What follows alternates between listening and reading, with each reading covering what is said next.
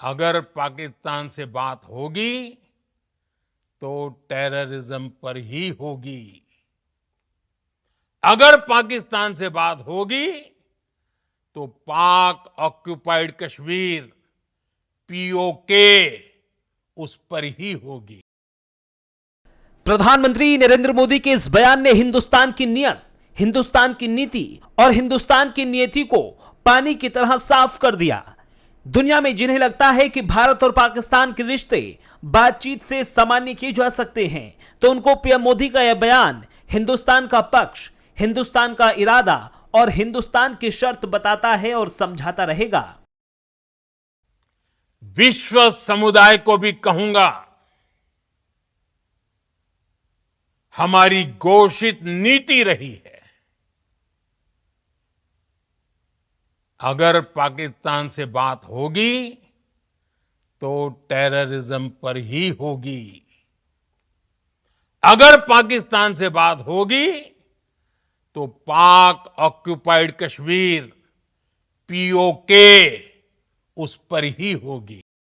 यह मैसेज सिर्फ हिंदुस्तान की 140 करोड़ जनता के लिए ही नहीं था, बल्कि पाकिस्तान की 24 करोड़ जनता को भी पीएम मोदी ने साफ बता दिया है कि भारत अपने शर्तों से पीछे हटने वाला नहीं है और अगर पाकिस्तान को हिंदुस्तान ने बात करनी है तो पीओके और टेररिज्म का मुद्दा सुलझाना ही होगा, नहीं तो पाकिस्तान के साथ हिंदुस्तान के रिश्ते कभी भी सामान्य नहीं होंगे, ना ही व्यापार हो सकता है।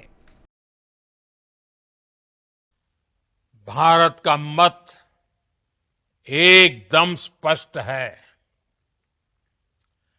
टेरर और टॉक एक साथ नहीं हो सकते।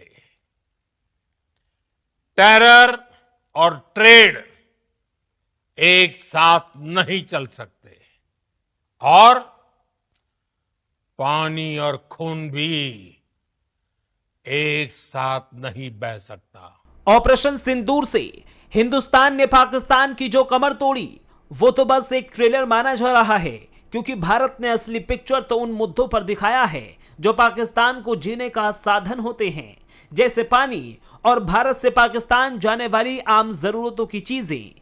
सीज फायर तो हो गया है, लेकिन इन पर भारत का प्रतिबंध अभी जारी है, यानी बात अगर होगी तो सिर्फ पीओके पर। आतंक और बातचीत साथ नहीं चल सकते, आतंक और व्यापार साथ नहीं हो सकते, पानी और खून एक साथ नहीं बह सकते। पीएम मोदी ने कड़क अंदाज में पूरी दुनिया को भी यह मैसेज दे दिया है कि जब तक पाकिस्तान आतंक को पनाह देता रहेगा और पीओके के मुद्दे पर सवालिया निशान रहेगा, तब तक भारत के साथ पाकिस्तान का संबंध हर तरह से फ्रीज ही रहेगा। अगर पाकिस्तान से बात होगी तो टेररिज्म पर ही होगी। अगर पाकिस्तान से बात होगी तो पाक ऑक्युपाइड कश्मीर पीओके उस पर ही होगी। पीएम मोदी का यह सख्त रवैया ऐसा ही नहीं है, इसके पीछे कारण भी खुद पाकिस्तान ही है। भारत और पाकिस्तान के बीच पहले भी कई बार रिश्तों को सुधारने के लिए पहल की गई, लेकिन हर बार हिंदुस्तान को बदले में धोखा ही मिला। 1972 का शिमला समझौता, भारत और पाकिस्तान के बीच यह समझौता 1971 के भारत पाक युद्ध के बाद हुआ था। इसका उद्देश्य दोनों देशों के बीच तनाव कम करना और शांति स्थापित करना था।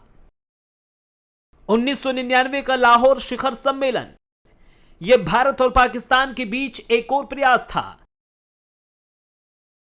जिसमें दोनों देशों के बीच विश्वास और सहयोग को मजबूत करने की कोशिश की गई थी। तब के प्रधानमंत्री अटल बिहारी वाजपेयी ने अमृतसर से लाहौर तक बस सेवा शुरू की थी, लेकिन पाकिस्तान ने कारगिल में घुसपैठ कर फिर से भारत को धोखा दे दिया। 2001 का आगरा शिखर सम्मेलन, ये दोनों देशों के बीच एक और बातचीत का प्रयास था। इसका उद्देश्य कश्मीर के मुद्दों के साथ कई और मुद्दों पर चर्चा करना था। लेकिन इसके कुछ महीने बाद ही यानी दिसंबर 2001 में संसद पर आतंकी हमला हो गया। इसके अलावा दोनों देशों के बीच संबंध सही करने के लिए कई शांति और सहयोग की पहल किए गए, लेकिन हर बार पाकिस्तान ने हिंदुस्तान को धोखा ही दिया। इसलिए भारत ने इस बार पाकिस्तान में घुसकर आतंकिस्तान को खंडहर बना दिया। जब पाकिस्तान में